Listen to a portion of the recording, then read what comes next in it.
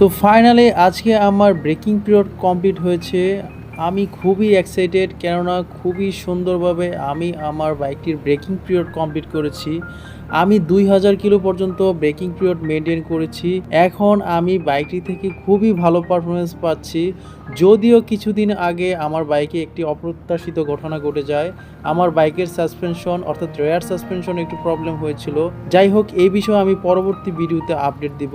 তবে বাইকের অন্যান্য বাদবাকি বিষয়গুলো নিয়ে আমি খুবই স্যাটিসফাইড। বিশেষ করে ইঞ্জিনের পারফরমেন্স, ব্রেকিং, কমফোর্ট সবকিছু যথেষ্ট ভালো পারফরমেন্স দিচ্ছে আমার এই বাইকটি। যেহেতু এতদিন আমার বাইকটির ব্রেকিং পিরিয়ড চলতেছিল, আমি ওইভাবে টপ স্পিড ওঠাতে পারিনি। তবে আজকে ব্রেকিং পিরিয়ড কমপ্লিট করার পর আমি ৮০ কিলোমিটার পার আওয়ারে বাইকটি রান করেছি খুবই স্মুথলি এবং খুবই সহজে আমি ৮০ কিলোমিটার গেইন করতে পেরেছিলাম। আমি যতটুকু জানি বাইকটি থেকে প্রায় ১১৫ থেকে ১২০ কিলোমিটারের আশেপাশে টপ স্পিড পাওয়া যায়। যদিও রাস্তার কন্ডিশনের কারণে আমি টপ স্পিড উঠাতে পারিনি, তবে ৮০ কিলোমিটার পার আওয়ার গতিতে বাইকটি আমি রান করতে পেরেছিলাম।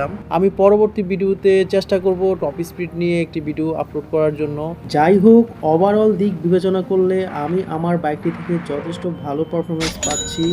আপনি আপনার হিরো এক্সট্রিম 125 আর বাইকটি থেকে কেমন পারফরমেন্স পাচ্ছেন কমেন্ট বক্সে জানাতে পারেন, এবং সেই সাথে আমি আমার বাইকের ব্রেকিং পিরিয়ড জার্নিটি কিভাবে কমপ্লিট করেছি সেই বিষয়ে জানতে কমেন্ট বক্সে জানাতে পারেন।